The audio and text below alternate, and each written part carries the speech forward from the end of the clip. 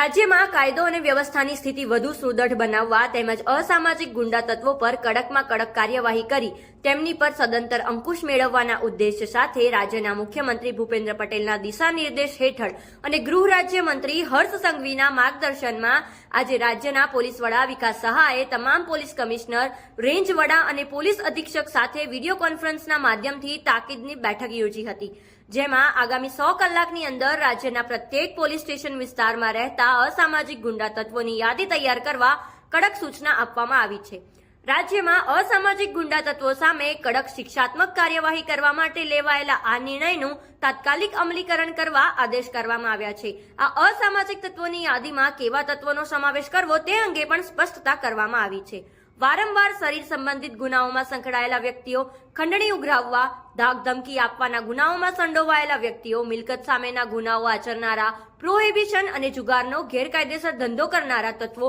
ખનીજ ચોરી જેવા ગુનાઓમાં સંકળાયેલા તથા અન્ય સામાજિક કૃત્યો દ્વારા જનતામાં ભય ફેલાવનારા તત્વોને આ યાદીમાં સમાવેશ કરાયા છે.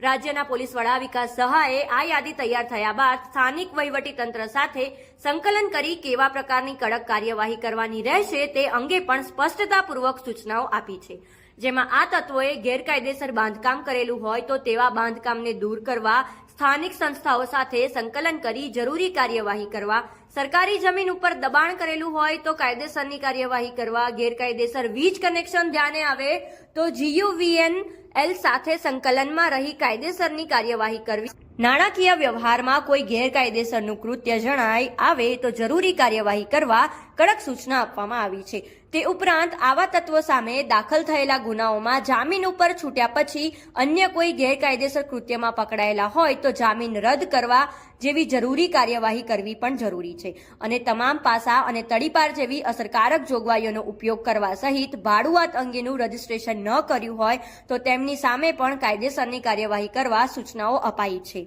રાજ્યના પોલીસ વડા વિકાસ સહાયે તમામ પોલીસ કમિશનર, રેન્જ વડા અને પોલીસ અધિક્ષકને આ સૂચનાઓનું ચુસ્તપણે પાલન કરવા અને અંગત ધ્યાન આપી જરૂરી કાર્યવાહી કરવા પણ આદેશ આપ્યા છે.